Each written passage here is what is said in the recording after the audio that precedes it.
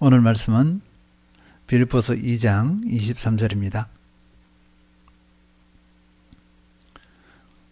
그러므로 내가 내일이 어떻게 될지를 보아서 곧 이 사람을 보내기를 바라고, 그러므로 내가 내일이 어떻게 될지를 보아서 곧 이 사람을 보내기를 바라고. 풀어 쓴 것 읽어드리겠습니다. 그러므로 나는 네 상황이 어떻게 돌아가는지 보고 즉시 디모데를 보내고 싶습니다.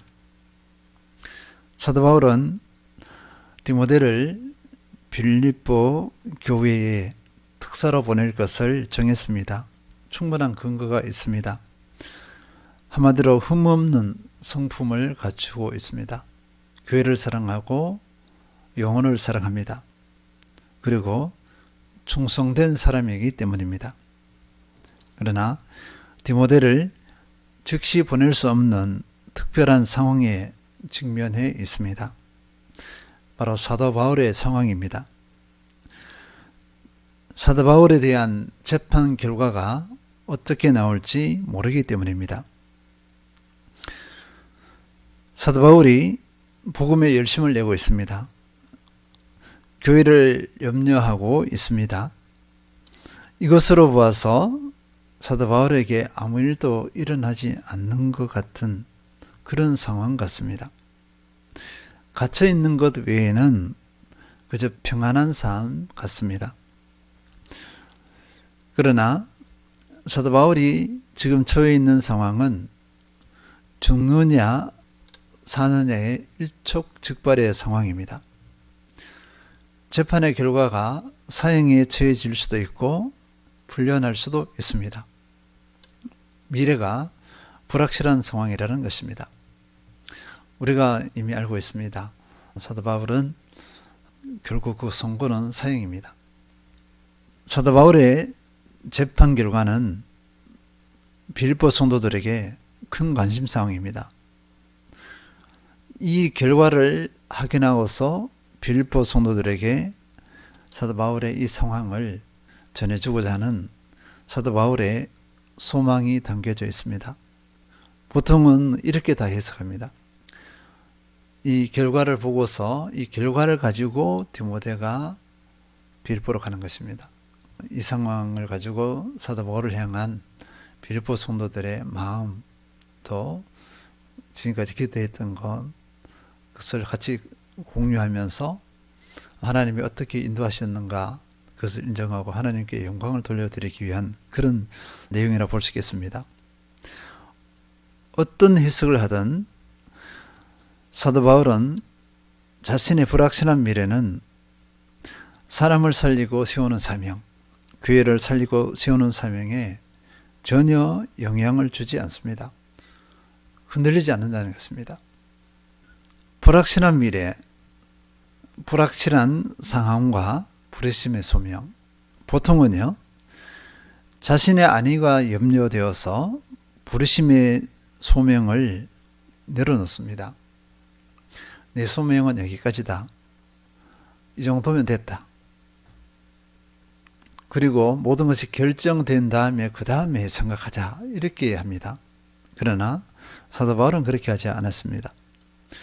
자신의 미래가 어떠하든지 부르심의 소명에는 전혀 영향을 주지 않았습니다. 부르심의 소명, 사람을 살리고 세우고 교회를 살리고 세우는 이 소명, 이 사명에 모든 초점이 맞추어져 있습니다. 사도 바울은 예수님의 삶을 너무나 잘 알고 있습니다. 그리고 그 삶을 추구합니다. 죽어가면서도 한 영혼을 살리려고 했던 예수님의 삶입니다. 오늘 말씀 이렇게 보면 이렇게 좀 단순하다 그래야 되나요? 좀 나누기가 좀 그렇습니다. 그러나 우리의 삶을 돌아볼 때입니다. 내 삶의 형편이 어떠하든지 살리고 세우는 부르심의 소명이 초점이 맞추어져 있는가? 삶의 작은 어려움에도 부르심의 소명 자체가 흔들려 버리지는 않았는가?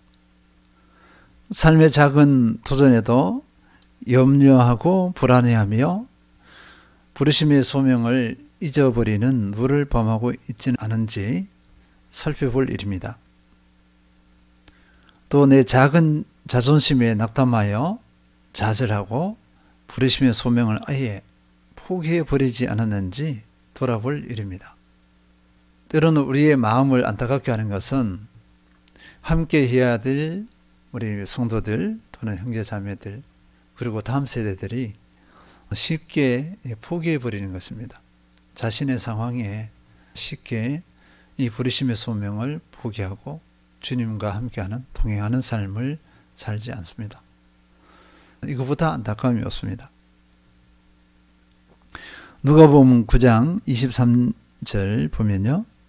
또 무리에게 이르시되 아무든지 나를 따라오려거든 자기를 부인하고 날마다 제 십자가를 지고 나를 따를 것이니라.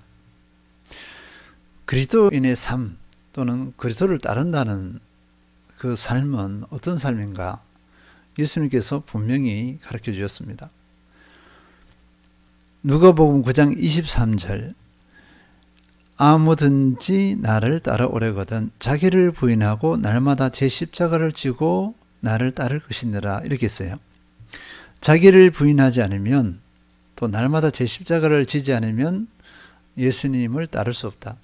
예수님의 삶을 살아낼 수 없고 예수님과 동행하지 못한다. 분명히 못을 박았습니다. 이 본질적인 기본적인 원리를 우리는 너무나 쉽게 망각합니다. 그리스도를 따른다는 것은 자기를 부인하는 삶의 여정입니다. 자기를 부인한다는 것은 자신을 포기하는 삶입니다. 어떤 자신입니까? 제약된 본성을 가진 나. 그 제약된 본성을 거부하는 것입니다. 그것을 포기하는 삶입니다. 이것을 포기하지 않으면 예수님을 따를 수 없습니다. 부르심의 사명, 소명을 이룰 수 없습니다. 그리고 자신의 십자가를 지고 따르는 삶입니다. 십자가에 자신의 소욕을 못 박는 것입니다. 제약된 본성에서 나오는 그 욕망을 십자가에 못 박는 것, 그래야 주님을 따를 수 있고 주님의 삶을 살아낼 수 있습니다. 우리 흔히 말하는 사명, 소명의 삶을 이룰 수 있습니다. 또 십자가를 지고 간다는 것은요, 죄악된 본성, 그 육신의 소욕을 못 박았으니까 대신에 사랑과 겸손과 섬김의 거룩한 십자가를 지고 가는 삶을 추구하는 것입니다. 거짓된 것은 십자가에 못 박고 하나님의 거룩한 그 은혜들은 지고 가야 되는, 삶을 실천해야 되는 삶을 살아내는 것입니다. 결국 예수님처럼 살리고 세우는 소명을 추구하는 삶을 사는 것, 이것이 자기를 부인하고 날마다 제 십자가를 지는 삶이라 볼 수 있겠습니다. 누가복음 9장 24절에는요. 누구든지 제 목숨을 구원하고자 하면 잃을 것이요 누구든지 나를 위하여 제 목숨을 잃으면 구원하리라 고 했습니다. 자기를 부인하고 제 십자가를 지는 것, 이것을 하지 않으면, 그것을 거부해버리면 어떻게 되느냐? 자기 목숨을 구원하고자 하면 이것입니다. 자기 목숨을 구원하고자 한다는 것은요, 자기의 거짓된 자를 고수하는 거예요. 자기의 어둠의 욕망, 그 소욕을 계속 포기하지 않는 것입니다. 움켜잡고 있는 것입니다. 그렇게 되면 참자를 잃어버립니다. 예수 생명을 잃어버립니다. 지금 이것은 누구에게 말하는 것이죠? 믿음의 사람에게 말하는 것입니다. 믿는다고 하지만, 그리스도인이라 하지만 참자를 잃어버린 그런 어두움의 자녀가 될 수 있다는 것입니다. 이렇게 되면 진정한 그리스도인의 생명을 잃어버립니다. 그리고 그리스도인의 삶은 없습니다. 그리스도인다운 삶은 없습니다. 그리스도인의 살리고 세우는 사명, 그 소명은 없습니다. 살아낼 수가 없어요. 성격이 전혀 다른 삶입니다. 결국 예수님의 삶은 없는 것과 같습니다. 분명히 그리스도인인데 예수님의 삶은 없어요. 반대로 자기를 십자가에 못 박고 또 자기를 부인하는 사람은요, 구원을 받으리라, 구원하리라 했습니다. 예수님께서 약속하신 그 모든 삶이 실현됩니다. 그리스도인의 삶을 살아냅니다. 예수님의 삶을 살아냅니다. 그 사람을 통해서 예수 그리스도가 온전히 증거되어집니다. 누구든지 제 목숨을 구원하고자 하면 했습니다. 이 삶에 대한 이 태도에 대해서 사도 바울이 분명하게 제시해주고 있습니다. 말세가 되면 사람들이 제 목숨을 구원하고자 하는 삶을 추구한다고 이렇게 경고하고 있습니다. 디모데후서 3장 1절에서 5절입니다. 디모데후서 3장 1절에서 5절. 너는 이것을 알라.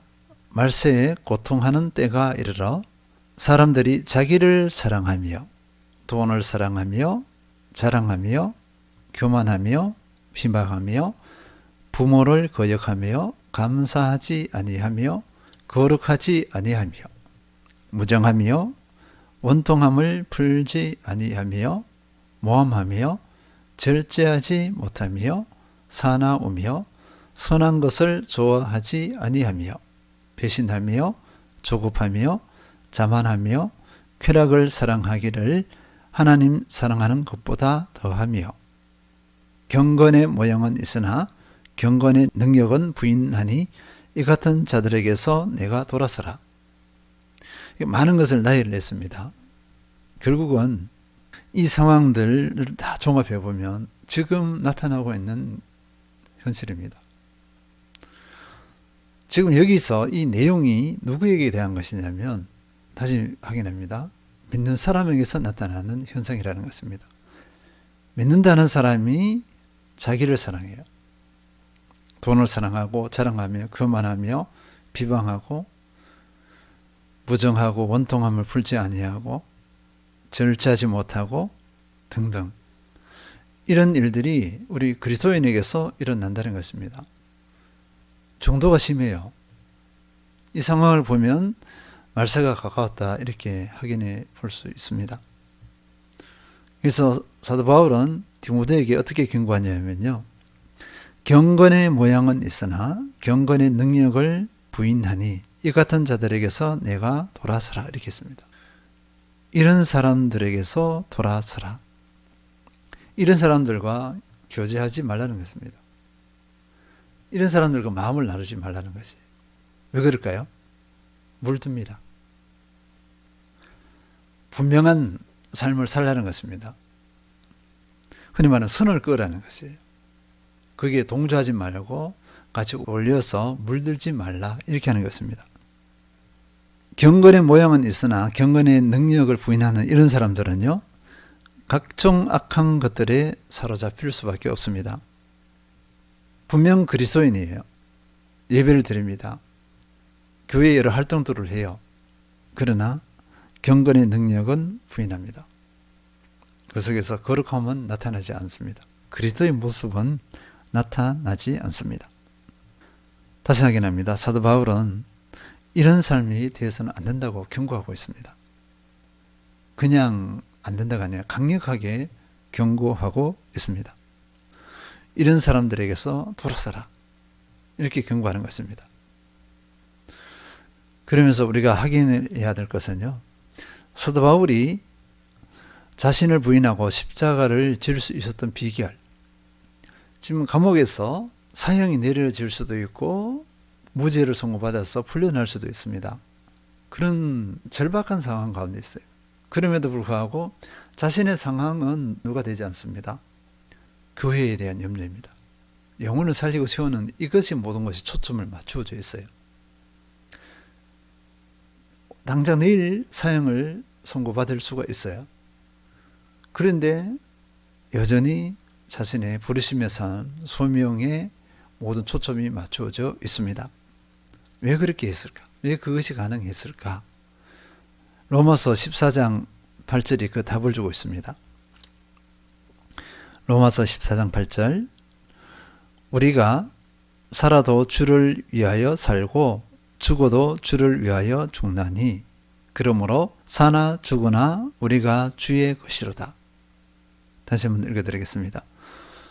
우리가 살아도 주를 위하여 살고 죽어도 주를 위하여 죽나니 그러므로 사나 죽으나 우리가 주의 것이로다.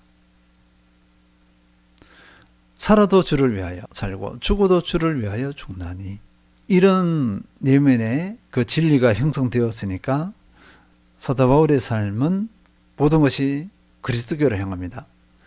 삶의 목적과 방향성이 오직 그리스도입니다.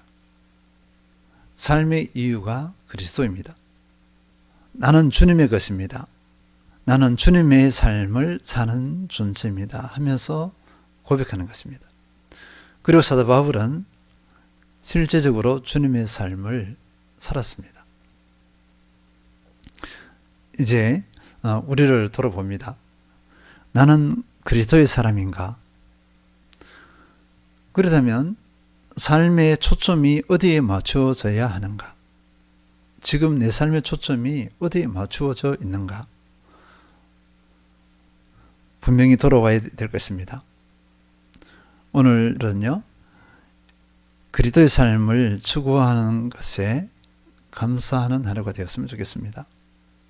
또 나를 사랑하여 나에게 집착하고 주님의 삶을 살지 못한 것에는 회개하는 하루가 되었으면 좋겠습니다. 나는 주님의 것임을 고백하며 주님의 삶을 진정으로 살아내시는 그 주인공 되시는 모든 성도님들 되시길 축원드립니다.